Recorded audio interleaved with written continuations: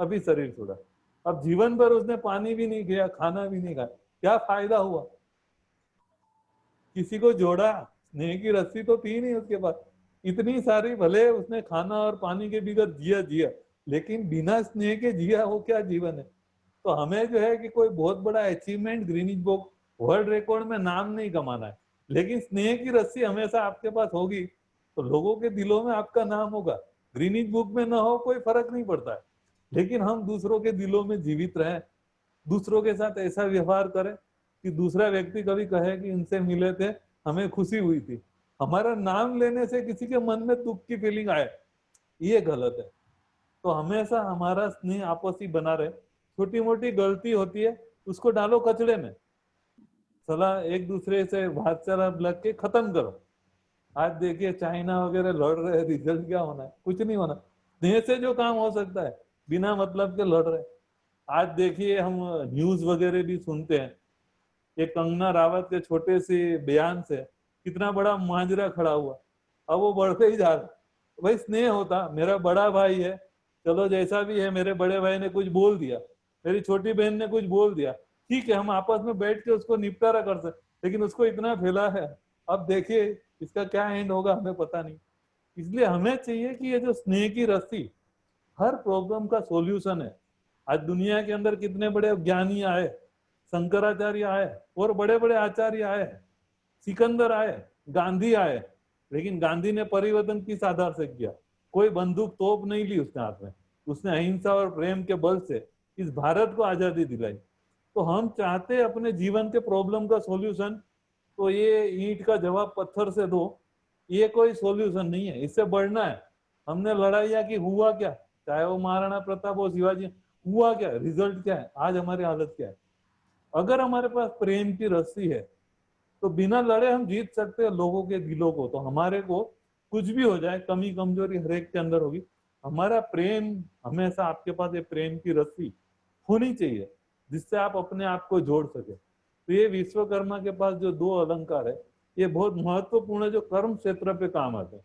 दूसरा हमारा जो आंतरिक परिवर्तन है, ये तो बाह्य परिवर्तन है, ये बाहर दिखता है। आप जो काम करते हो उसमें परफेक्शन है कि नहीं, लोग देखते हैं। आप जो बात कर रहे हो, मुंह से बोल रहे हो, ये व्यवहार शुद्धता है। अगर इसमें कहीं गड़बड़ है लोगों को मालूम पड़ता है। तो ये तो सारी बाहर की चीजें हैं जिसको हमें ठीक करने के लिए ये प्रेम की रस्सी और ये मेजरमेंट चाहिए। लेकिन जो अंदर हमारी खराबी है उसको ठीक करने के लिए क्या चाहिए? तो उसके लिए परमात्मा ने हमें कहा कि उसके हाथ में एक शास्त्र दिखाया जाता है, विश्वकर्मा।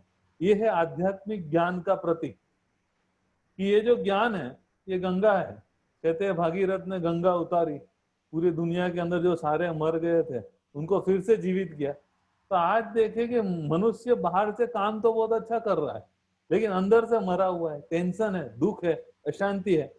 तो हमें चाहिए कि ये जो आध्यात्मिक ज्ञान है, इस ज्ञान को अपने जीवन के अंदर कैसे अपनाया जाए, इस आध्यात्मिक ज्ञान को अपना एक अंग बनाया जाए। तो इसको लिए हमें चाहिए कि इस ज्ञान को एक समझ जो हमें बाबा ने दी है, कि डेली अपने जीवन में एक समझ पैदा हो, क्योंकि नए नए प्रॉब्लम्स आते हैं। तो हर प्रकार के लोग जो हमारे साथ जुड़े हुए हैं, आप देखिए सबसे पहले जो ज्ञान समझाने का जो तरीका है वो क्या है? जब एक छोटा सा बच्चा होता है उसको हम ज्ञान कैसे समझाते हैं? क कमल का ख, ख खटारे का ख। अब खटारे से उसको कोई लेना देना नहीं है, लेकिन ख को सिखाना है तो खटारा जोड़ना पड़ता है। तो पहला जो हम बच्चों को उसकी बुद्धि के अनुसार हम समझाते हैं, तो कोई ना कोई सिंबल के माध्यम से समझाते हैं। तो हमें भी देखते हैं परमात्मा ने हमें सिंबल के माध्यम से पहले समझाया, क्योंकि हमारे बच्चे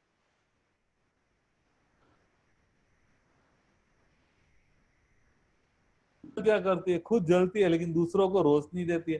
तो हमारा जीवन एक कैंडल से हम सीख सकते हैं कि हम खुद जल जाए लेकिन दूसरों को रोशनी दे। तो हम सिंबल से बहुत कुछ सीखते हैं। एक व्यक्ति था, बहुत बड़ा सन्यासी था, उसने जीवन भर लोगों को सुख दिया, कभी किसी को दुख दिया ही नहीं। एक समय ऐसा आया कि उसका मरने का समय आ गया, तो उसने लोगों को कहा कि देखो, आप कोई रोना धोना नहीं, मैंने जीवन भर लोगों को सुख दिया है, मैं नहीं चाहता हूँ मेरे मरने से किसी को दुख हो।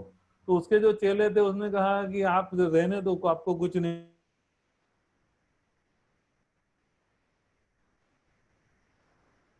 जला देना, मेरे कपड़े वगैरह जो भी है। तो लोगों ने कहा चलो ये आपकी इच्छा पूरी करूंगा। तो क्या हुआ कि उसने कपड़े में कुछ भर रखा था, जब मर गया तो कपड़े में बहुत कुछ भरा था, लेकिन उसकी आज्ञा थी कि मुझे ऐसे के ऐसे जला देना। तो लोगों ने चेक नहीं किया, ऐसे ही उसको कपड़े में क्या भरा था पता नहीं।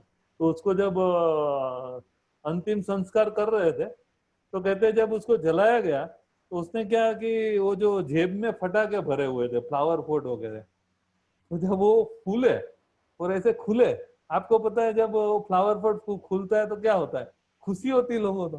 तो उस व्यक्ति की सोच देखो उस सन्यासी कि मरते मरते भी लोगों को खुशी दे गया।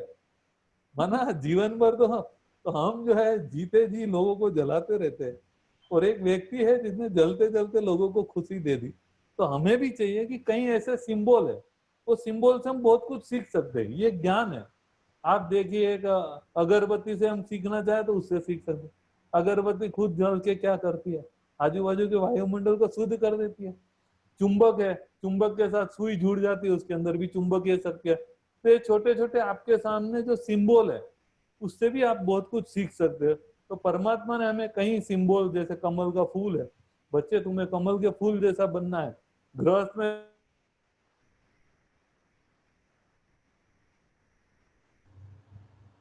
सिंबल का। देखिए कर्ण और कृष्ण दोनों आपस में मिलते हैं। वो कर्ण कहता है मेरा क्या दोष है बता, मैं पैदा हुआ, मेरी माँ ने मुझे छोड़ दिया, मेरी क्या गलती थी। अच्छा मैंने वो गुरु से शिक्षा ली, उसने मुझे श्राप दिया, मुझे क्या मालूम उसमें मेरी क्या गलती। और बोलता है कि मैं जब युद्ध के मैदान के अंदर परीक्षा देने आया तो द्रोणाचार्य ने ये कहकर रिजेक्ट कर दिया कि तू राजा का पुत्र नहीं है। और उस समय मुझे दुर्योधन ने सहयोग दिया, और इसलिए जो है मैं दुर्योधन से पक्ष से अब जो है लड़ रहा हूँ। तो कृष्णा उसको बहुत अच्छी बात कहता है। सुन रहे हैं, सुन रहे हैं। तो जो कृष्ण है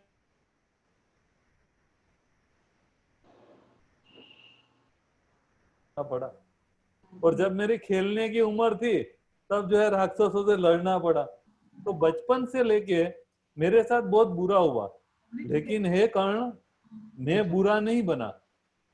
सुन रहे सभी?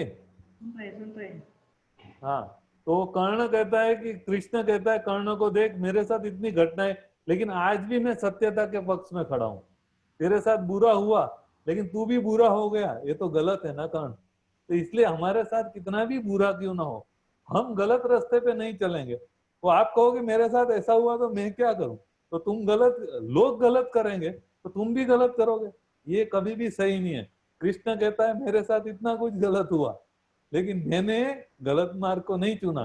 तो हमें भी परमात्मा ये कहते हैं कि बच्चे मैं तुम्हें ज्ञान दे रहा हूँ, ये ज्ञान प्रकाश है, चाहे कितना भी कुछ हो जाए लेकिन तुम्हें गलत को सहयोग देना नहीं है। अगर तुम गलत को सहयोग दोगे तो उसका रिजल्ट तुम्हें भोगना ही पड़ेगा। तो इसलिए हमें भी चाहिए कि ये शिक्षा है, परमात्मा हमें ज्ञान देता है कुछ सिंबल से।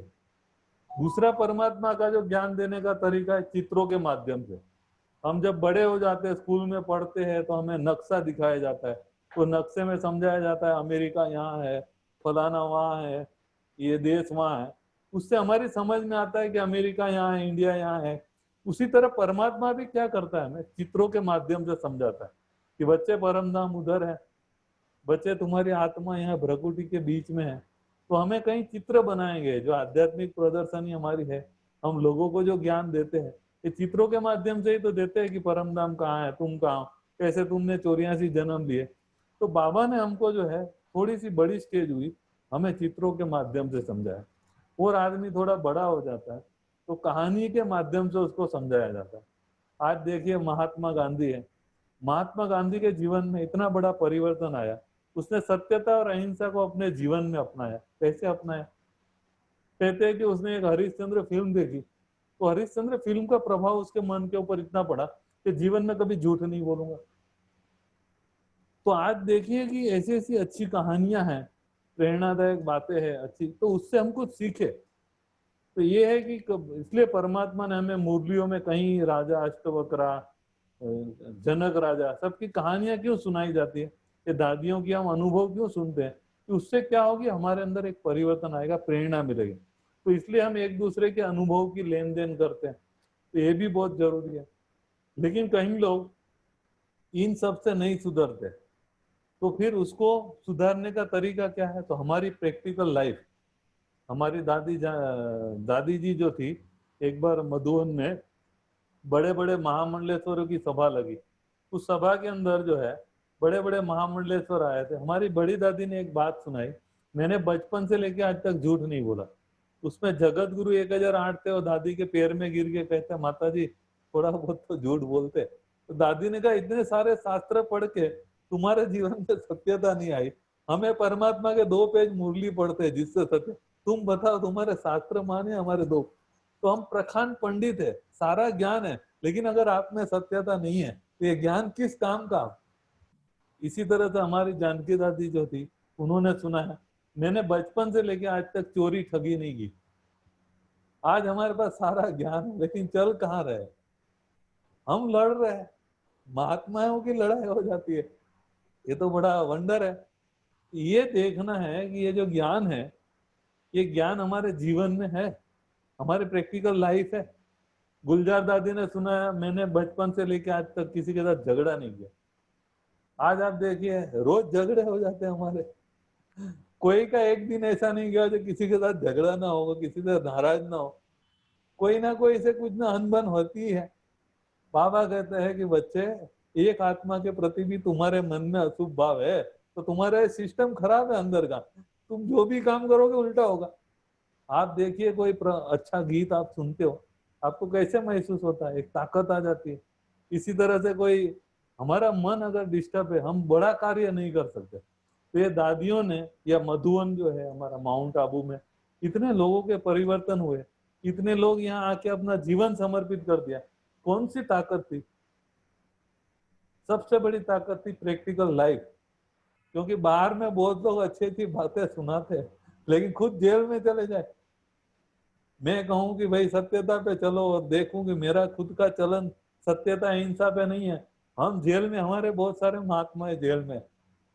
एक नॉर्मल आदमी जेल में चला जाए कोई बहुत बड़ी बात नहीं, लेकिन एक आध्यात्मिकता की चरम सीमा, जिसने हजारों लोगों को जीवन में इतना ज्ञान बांटा, वो जेल में चला जाए, ये तो बड़ी गलत बात है।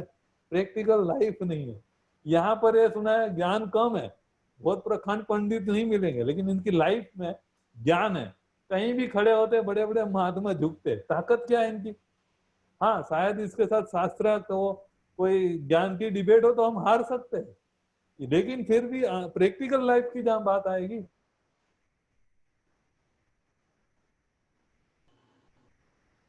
ज्ञान है प्रैक्टिकल लाइफ में है। ये लाइफ से तुम सेवा कर सकते हो। तो परमात्मा ने हमें कैसे अपनी ज्ञान से लाइफ बनाना, ये यहाँ सिखाया गया। तो ये विश्वकर्मा की प्रैक्टिकल लाइफ में सारे गुण थे, इसीलिए जो है पूजनीय है। कई लोग प्रैक्टिकल लाइफ को देख के भी नहीं सुधरते, तो उसको कैसे सुधारा जाए? तो बाबा ने कहा कि उसको उमंग उत्साह। कोई एक छोटे से बच्चे को कहो, ए पानी ले आ, वो कहेगा तेरे बाप का नौकर हूं क्या? लेकिन उसी बच्चे को आप कहो, अरे तू तो राजा बच्चा है, लगता है भविष्य में नरेंद्र मोदी की जगह तुम ही पहुंचेगा, वो कहेगा भाई साहब दूध भी लाऊं क्या? तो कहने का भाव है, किसी व्यक्ति से कार्य कराने का एक तरीका है। आप प्रेम से, गाय जो होती है ना, गाय, उस कुत्ते को भी हम प्रेम से सरेंडर कर देते। कुत्ता भी जो है पूंछ हिलाते आ जाता है प्रेम से, लेकिन आप डंडे लगे खड़े रहो, कुत्ता भी भाग जाए।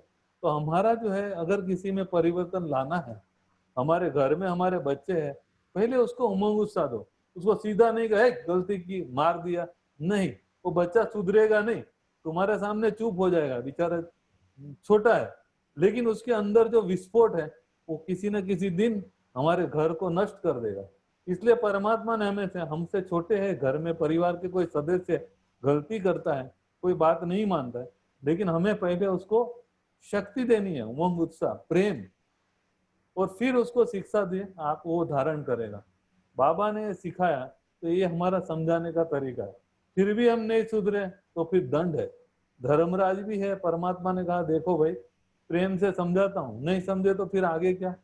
शिशुपाल को समझाया, बहुत समझाया, 100 गलती माफ की, बाद में क्या? तो इस तरह से परमात्मा पे रहम दिल है, हमारी बहुत सारी गलतियां उसने माफ की, फिर भी हम गलती पे गलती करते जाएंगे। एक दिन ऐसा आएगा जहाँ फिर परमात्मा कहते हैं अब मैंने हाथ उठा लिया, फिर दुनिया की कोई शक्ति तुम्हारी मदद नहीं कर सकती। हमने देखा कि एक बार राम और हनुमान जी बैठे थे, वो राम नाम लिख के पत्थर फेंकते थे, वो तैर रहे थे। हनुमान जी को संकल्प आया तो राम को बोला एक पत्थर आप भी फेंक दो। तो राम जी ने हाथ में पत्थर लिया, उसको फेंका। जैसे ही राम जी ने पत्थर फेंका वो डूब गया। वो जो हनुमान जी थे उसको संशय आया, यार इसको तो भगवान मानता हूँ और इसने पत्थर फेंका है तो डूब गया, ये उसके नाम से पत्थर फेंका हो तो तैर गया और इसका पत्थर डूब गया। तो उसने फिर राम जी को बोला कि राम जी कुछ बात समझ में नहीं आई, ये पत्थर आपने फेंका डूब गया। तो राम ने कहा जो राम के हाथ से छूटेगा वो कैसे तैरेगा, जिसको राम जी ने रिजेक्ट कर दिया तो भगवान ने जिसको रिजेक्ट कर दिया वो कहाँ दुनिया में तैरेगा। हमें भी ये चाहिए कि हमारे कर्म कहीं ऐसे न हो, इस ज्ञान के आधार से, ज्ञान के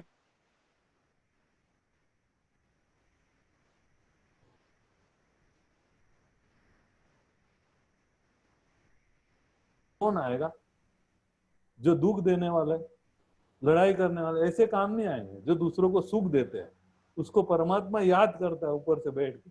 कई बार भक्ति में भी कहा गया है कि कोई बच्चा अच्छा होता है, अच्छा आदमी होता है, उस पर कोई दुख आता है तो परमात्मा का आसन हिलता है कि मेरे बच्चे को कुछ हो रहा है। परमात्मा हमारी रक्षा करेगा जब हम परमात्मा ज्ञान के आधार से चलेंगे, भक्ति के आधार से नहीं। अगर परमात्मा ज्ञान, सत्यता, प्रेम, अहिंसा से आप चल रहे हो, आपके सिर का बाल बांका करने की ताकत किसी में भी नहीं है। कहीं भी चले जाओ आप, मौत के मुंह से वापस ले आएगा वो। गायन भी है दिल्ली के, वो बिल्ली के पुंगरे सेफ रहे। आपकी सेफ्टी है इस ज्ञान में। अगर इस ज्ञान को छोड़ के आप अपनी मर्जी से चलते हो, कोई गारंटी नहीं है आपकी, आपकी लाइफ खतरे में पड़ी हुई है। तो इसलिए आप चाहते हो खतरे से बचना, कोई आंख बंद करके इस ज्ञान के आधार से चलिए, आपके जीवन के कितने भी बड़े खतरे से साफ हो जाएंगे। तो ये आध्यात्मिक ज्ञान विश्वकर्मा के जीवन में था। और जो हमारी चौथी बात है वो है कमंडल उसके हाथ में दिखा। एक कमंडल प्रतीक है आध्यात्मिक ज्ञान योग का। हमारी जो बुद्धि है, ये बुद्धि के रूपी कमंडल में हमने क्या डाला है। तो यहाँ पर ये बताया परमात्मा ने कि अगर आप अपनी बुद्धि में परमात्मा को याद करोगे, परमात्मा के साथ जुड़े रहो,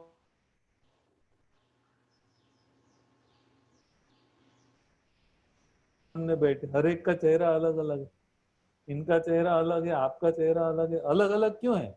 बात तो एक ही सुना रहा हूँ, लेकिन इनको बर्थडे की खुशी है, आपका बर्थडे है नहीं, है ना। तो कहने का भाव क्या है कि हम जिस प्रकार का सोचते हैं ना, वैसा हमारा चेहरा बनता है।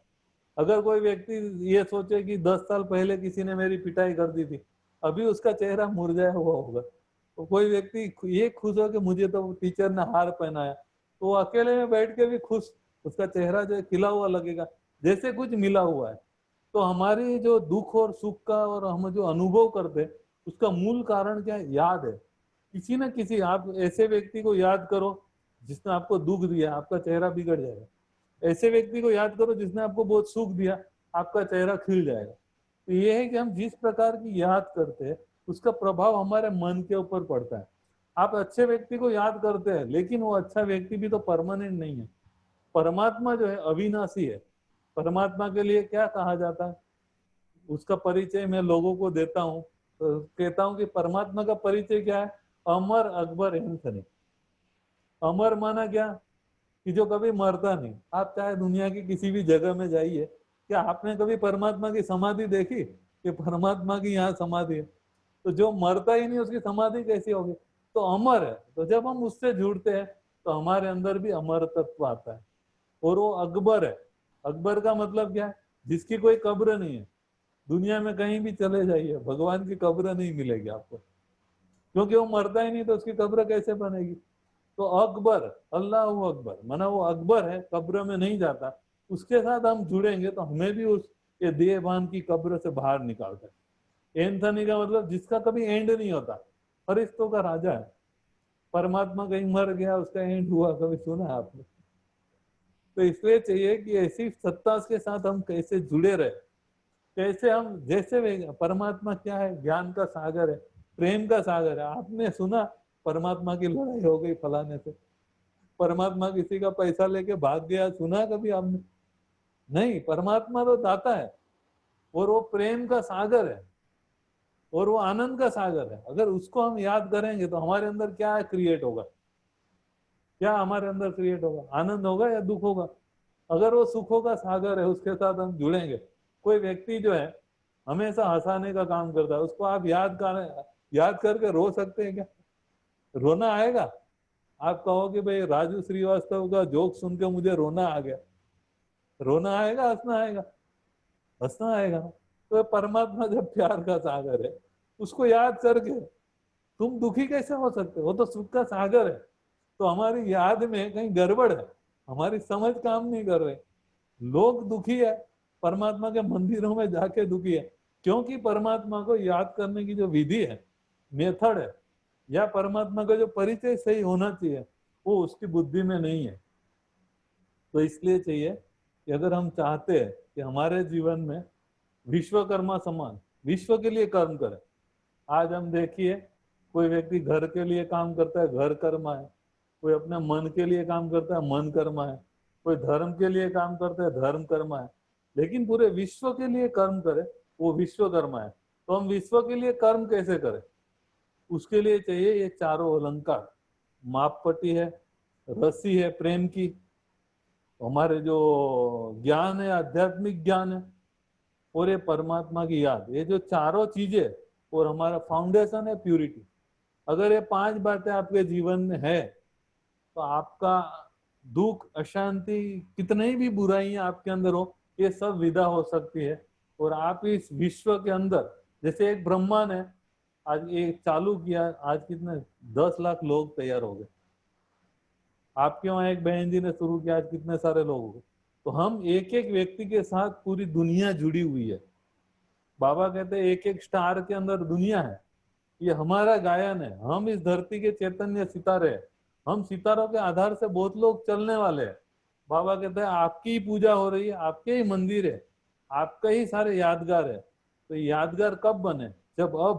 जब परमात्मा इस धरा पे आया, उसने इस दुनिया को परिवर्तन करने का काम किया, तो उसके अंदर हम मददगार बने। बाबा ये नहीं कहते कि तुम्हारा धन पूरा लगा दो, तुम्हारा ये। बाबा कहते हैं सत्यता, प्रेम, अहिंसा के आधार से तुम जो है इस दुनिया को बदल सकते हैं। तो हमें भी चाहिए इस दुनिया को बदलने की जो सबसे बड़ी शक्ति है।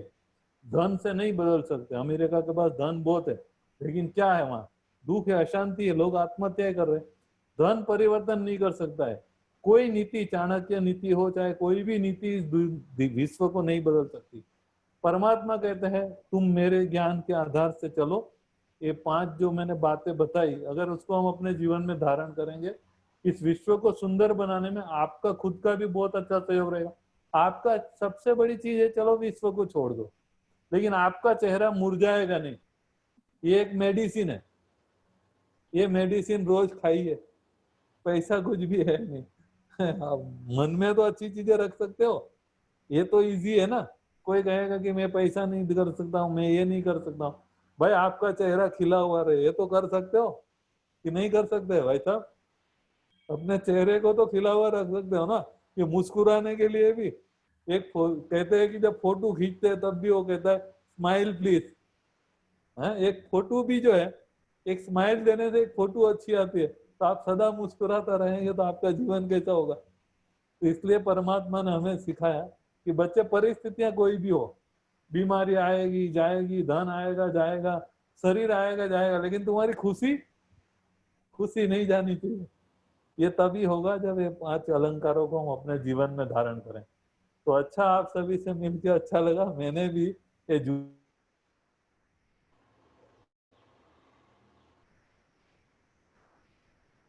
परमात्मा को अपने दिल में समाकर, परमात्मा का जो कार्य है हमारा ही लिए कर रहा है, उसको क्या मिलना है? उसको रहना भी परम धाम में है, मजे भी हमको करना है, हमारे लिए स्वर्ग बना रहा है।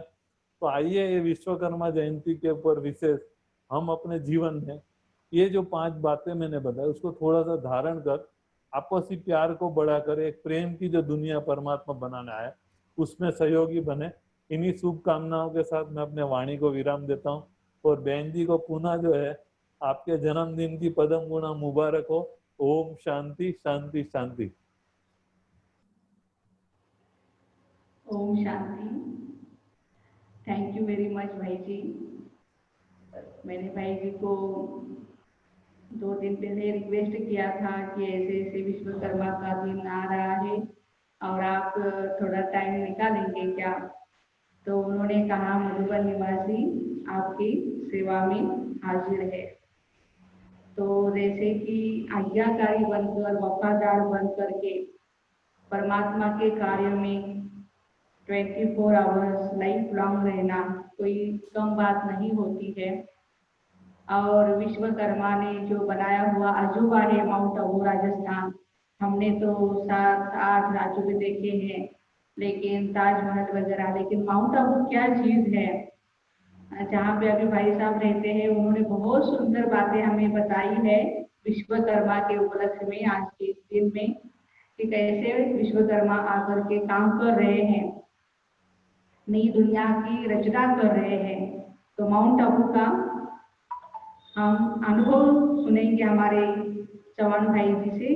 अभी वो यहाँ पर पधारे हुए हैं, खास टाइम निकाल करके। वो फैब्रिकेटर है और अपने पापा के घर में जितने भी काम होते हैं, अभी अभी कंस्ट्रक्शन हुआ है तो बहुत अच्छी अच्छी बातें, उनका सहयोग बहुत अच्छा रहता है। उनके दोनों बेटे भी हैं, वो भी बाबा के कार्य में सहयोगी है, और ये दोनों ही पति पत्नी माउंट आबू होकर के आए हैं। तो हम उनका अनुभव भी सुनेंगे। और विश्वकर्मा की ये सारी रचनाएं हैं, जिसकी रचना इतनी सुंदर, वो कितना सुंदर होगा। तो चलिए 2 मिनट हम मेडिटेशन करेंगे और चेतना को याद करेंगे।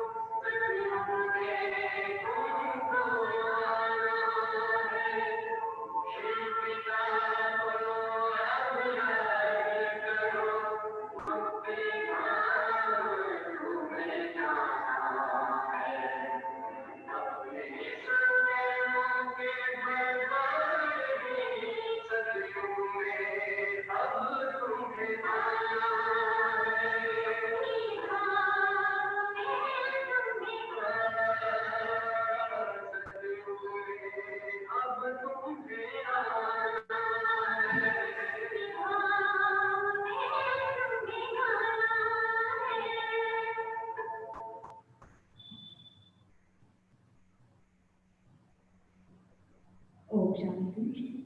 यानंतर आदरणीय चव्हाणबाईंना मी माईक देते आणि आपला माउंट आबूची जी सैर करून आला तो अनुभव विशेष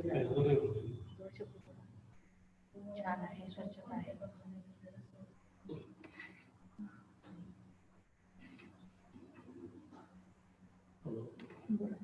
माईक जवळ घे. बेंचमार्क माउंट आबूला असतो आणि थोडीशी माहिती संपर्क भेटली यांच्यामुळेच घडलं मला याचं की टाईम जाऊ शकतो त्याचा परिसर स्वच्छता वागणं पुन्हा कार्यक्रम वेळच्या वेळेला वेळ कार्यक्रम अल्पहार वगैरे नाश्ता जेवण असं गोष्टी करणे होतं. लोक भरपूर बाहेरगावचे आले होते. उत्तर प्रदेशचे होते, राजस्थानचे होते, आमच्या महाराष्ट्रामध्ये होते, बिहारमध्ये सुद्धा होते. आणि अनुभव आम्हाला चांगला मिळाला. बाहेरच्या लोक आल्यामुळे तिथला संस्कार आम्हाला चांगला मिळाला.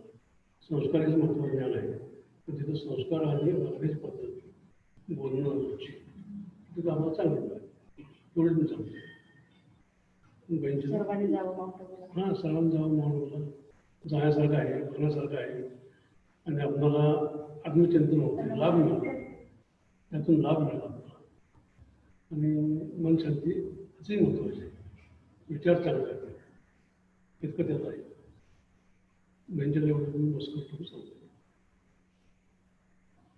ओम शांती. विश्वकर्माचे बच्चे कर्म करत असतात त्यामुळे बोलायचं त्यांना प्रॅक्टिस नसतं आणि तरी सुद्धा 2 शब्द मी पहिल्यांदाच बोलतोय म्हटले आणि छान बोलले. धन्यवाद. यानंतर प्रकाशबाई 2 शब्द. आपल्या बाबाचे बच्चे आहेत आणि गेली 15 वर्षापासून दोघंही युगल ब्रह्मकुमारी विद्यालयामध्ये कार्यरत आहे. प्रकाशबाईंना विशेष आता मला वाटते 78 वय आहे त्यांचं रनिंग, परंतु 18 वर्षाच्या मुलासारखी सेवा करत असतात. आणि दोघेही पती पत्नी ब्रह्मकुमारी विद्यालयाचे स्टुडंट आहेत. विशेष करून तबला वादक आहेत प्रकाशबाई. ज्या ज्या ठिकाणी भजनी मंडळामध्ये भजन चालू असतं त्या ठिकाणी तबल्याची साथ देण्यासाठी प्रकाशबाई जात असतात. त्यांच्या बोटांमध्ये ती जादू आहे.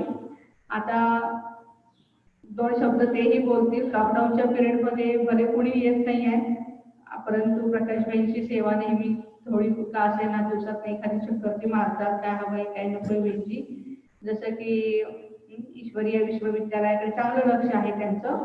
तर 2 शब्द प्रकाशबाई पण बोलतील.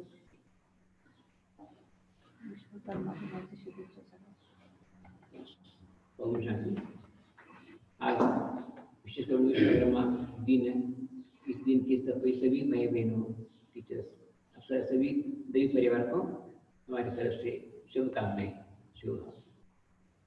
वैसे तो आप हम कर्म करते हैं तो कर्म अपने लिए नहीं करना चाहिए. देश की भावना ये वो दिन हमको बताता है.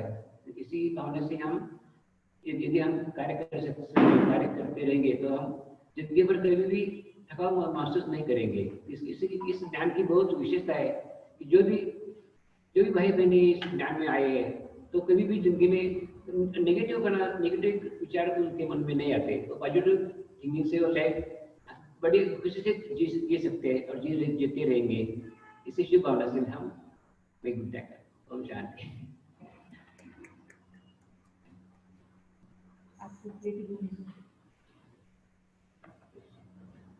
ओम शांती. तर आज विशेष विश्वकर्मा दिनाच्या निमित्तानं आपण आपकी बहन जी कहाँ गए सामने जो बोल रही आहे उनको भी ओम शांति बोलना. हाँ हाँ हाँ आएगी, वो भी आएगी. तो अभी हम चौहान भाई जी को बाबा की घर से गिफ्ट देंगे और हमारे सूर्य प्रभा बहन जी जो अपना सेंटर संभालते हैं तो वो भी आज मेडिटेशन कराएंगे.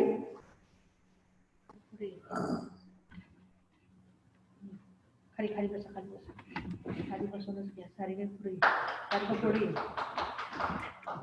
पुढे खाली खाली बसून खाली एकदम खाली बसून बरोबर. ओम शांती.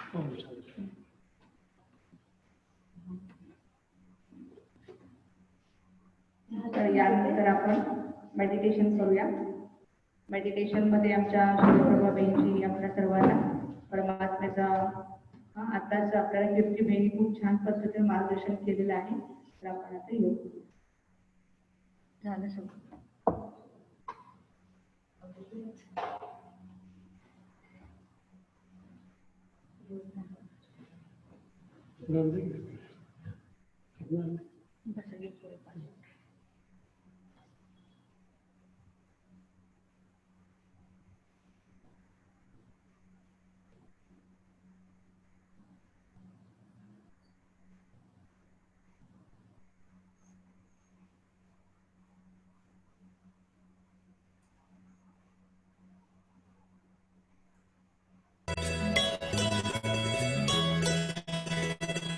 गाणं लावू नका. सूर्यप्रभाबाईंनी तुमचा माईक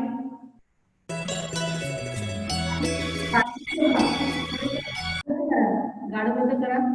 कॉमेंट्री करणारे तुमचं माईक चालू करा. सूर्यप्रभाबाईंची माईक चालू नाही आहे तुमचं.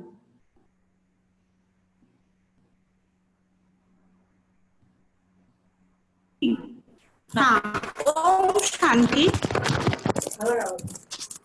ओम शांती.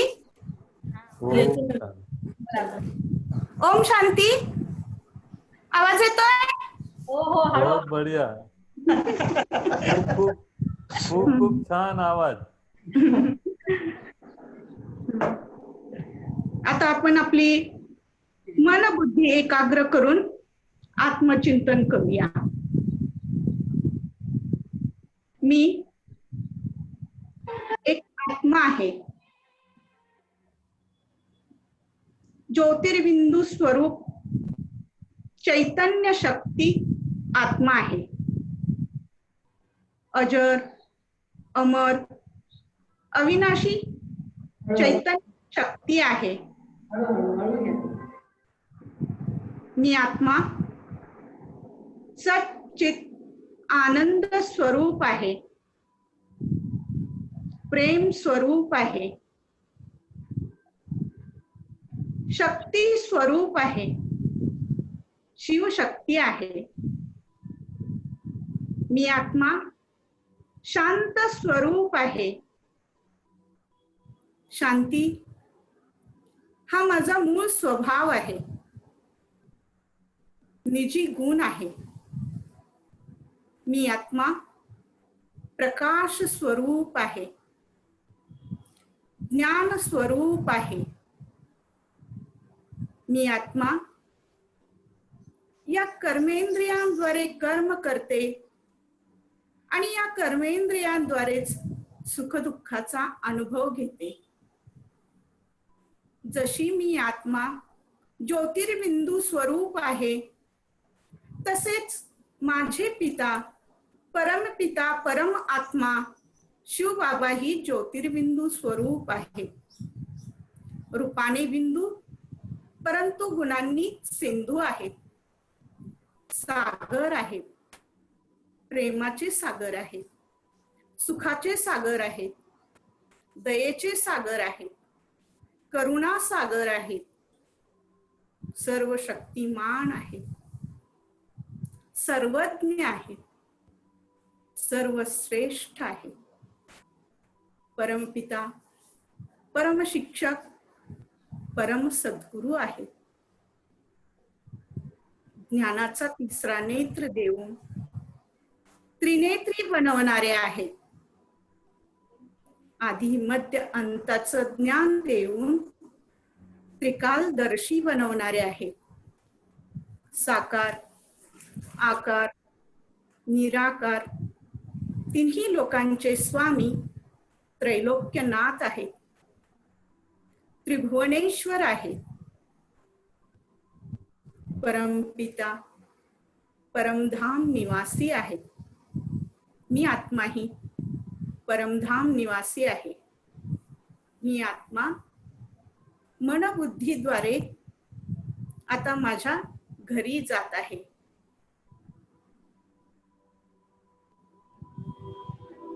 या 5 तत्वापासून अलग होऊन सूक्ष्म शरीर धारण करून मी आत्मा वरती जात आहे. सूर्य, चंद्र, तारांगणाच्याही पार पलीकडे सूक्ष्म वतन मध्ये पोहोचली. अव्यक्त बाप दादा स्वागत करत आहेत. रूहानी दृष्टीने भरपूर बनवत आहेत.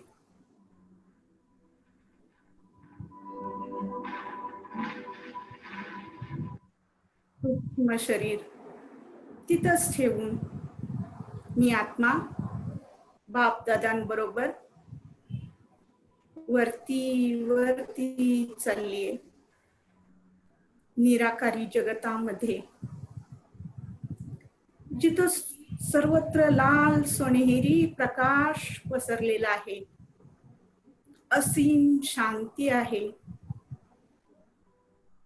शिवबाबांच्या समोर मी आत्मा सर्व शक्तींनी गुणांनी भरपूर बनत आहेत.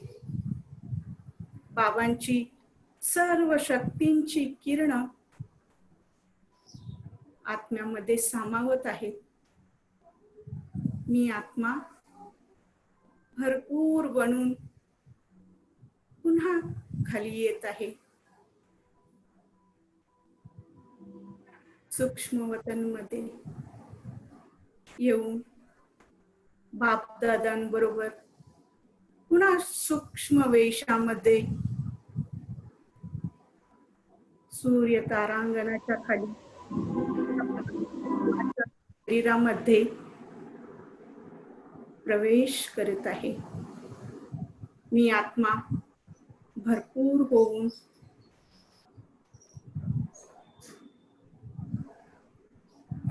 खूप आनंदित झालेली आहे. धन्यवाद शिवबाबा, धन्यवाद. ओम शांती.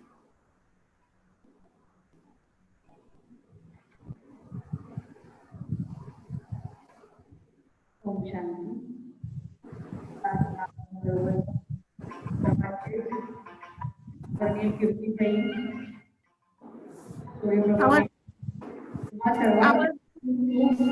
आभार मानते मी. आणि एक दोन गीत ऐकून आपण छानपैकी आपण योग करूया.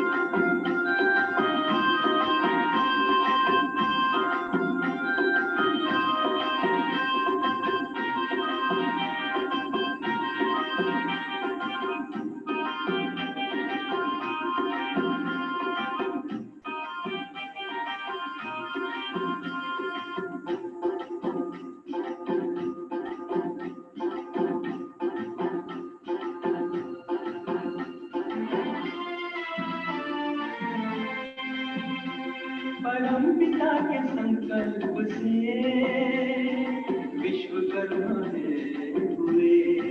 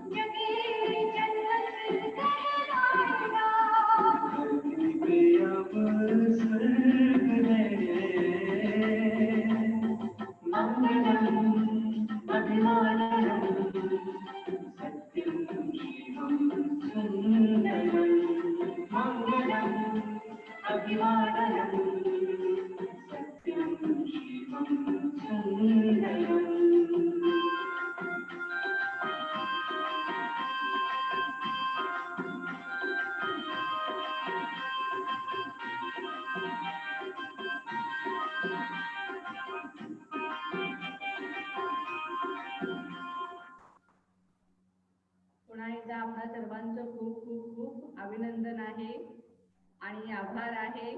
आपण आज आम्हाला वाढदिवसाच्या निमित्ताने भरभरून शुभेच्छा दिल्या. आपला असंच प्रेम, असेच आशीर्वाद नेहमी बहिणींच्या सोबत राहू दे ही या ठिकाणी शुभकामना. Wish all the best. उद्या आपण पुन्हा आपला कोर्स जो आहे तो आपण कंटिन्यू करणार आहोत. मधुबनचे पण धन्यवाद, कीर्तीबाईंचे धन्यवाद. ओके ओम द्या आणखीन असंच तुम्ही. Thank you very much all of you. ओम शांती. थँक्यू. ओम शांती सगळ्यांचं. सगळ्या भाई बहिणी जे बघत पण आहे YouTube आणि Zoom वर त्यांचाही मनापासून आभार, धन्यवाद. परत एकदा विश्वकर्मा दिवसाच्या शुभकामना आहे. ओम शांती. ओम शांती. शांती. थँक्यू.